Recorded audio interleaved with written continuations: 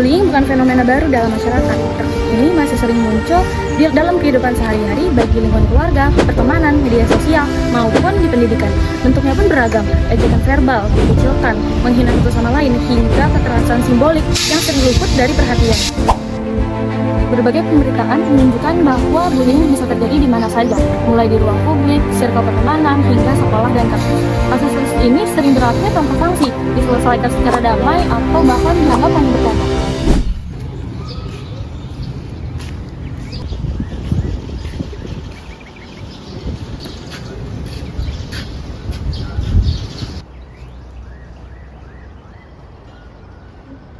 Ada si Wibu tuh. Ngapain tuh si Hama? Dah ngapain sih Wibu ganggu pemandangan aja? Pantes bau bawang. Enak nih kita kerjain. Gua ada ide. Ambil kertas, tulis Ibu Hama, Ibu Bau. Udah nggak pakai kertasnya? Boleh. Kita tulis Wibu Hama culun bau. Nih. Gue nggak sudi ngelemparnya lo aja. Sini gue benci banget sama Wibu.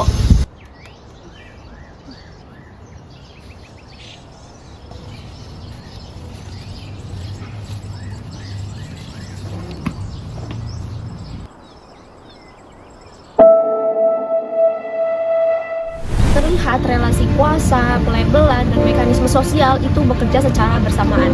Julukan, tawa, dan diam bukanlah hal yang netral, tapi sesuatu yang punya makna sosial yang kuat. Kekerasan simbolik itu sangat sulit untuk dikenali, tapi bekerja secara halus, berulang, dan membentuk realitas sosial korban.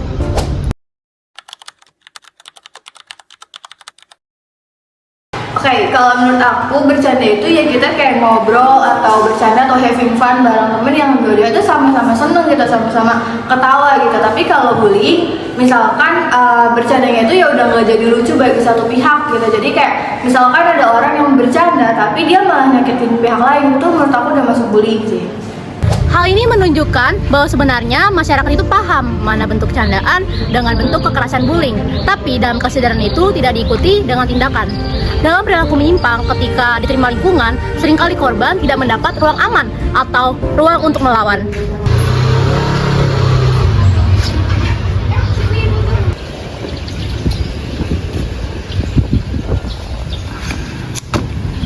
Sini gue bantuin. Tapi bohong, malah mau gue bantuin lo, dasar wibu. Wibu, dasar lo wibu ngarep, dasar wibu mupeng. Wibu haram, bu bawang. Wibu.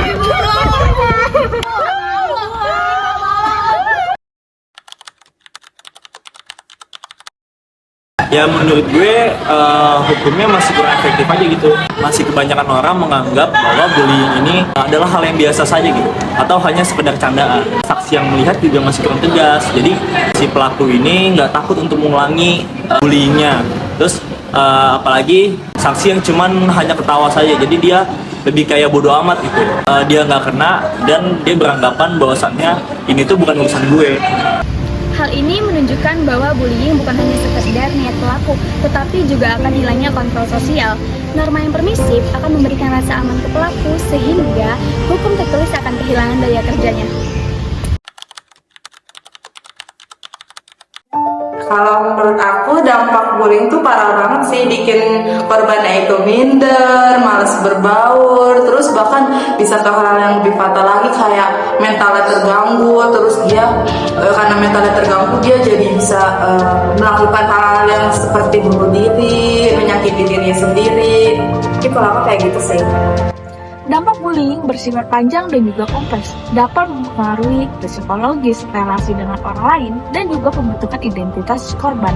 Kekerasan simbolik yang berulang meskipun tampak ringan bisa meninggalkan luka yang mendalam. Kenapa ya mereka kayak gitu ke gue, padahal gue gak pernah ganggu mereka? Salah gue apa sih sebenarnya ke mereka? Bisa-bisanya mereka kayak gitu ke gue.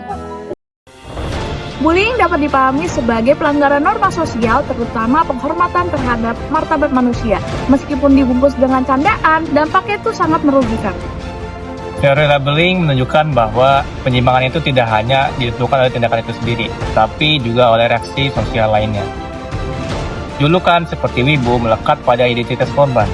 Saat label diterima dan diulang di lingkungan, korban diposisikan yang berbeda dan layak ditertawakan. Sikap diam di lingkungan menunjukkan kegagalan kontrol sosial informal. Idealnya, norma sosial itu mengendalikan perilaku individu. Tetapi justru norma kelompoklah yang memperkuat perilaku menyimpang.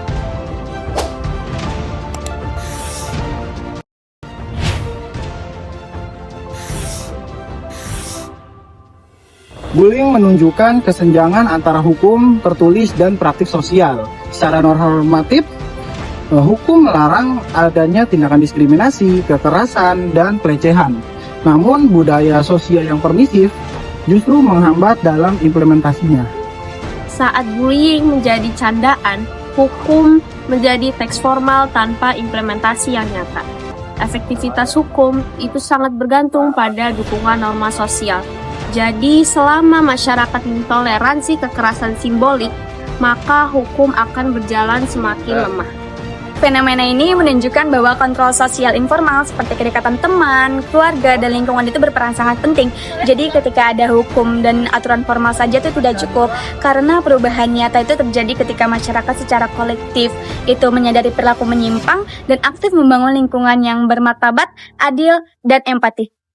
Dengan kata lain, menghentikan bullying bukan hanya sekedar menghukum pelakunya, tapi harus menata ulang norma sosial agar bullying tidak lagi dianggap wajar oleh masyarakat. Stop bullying!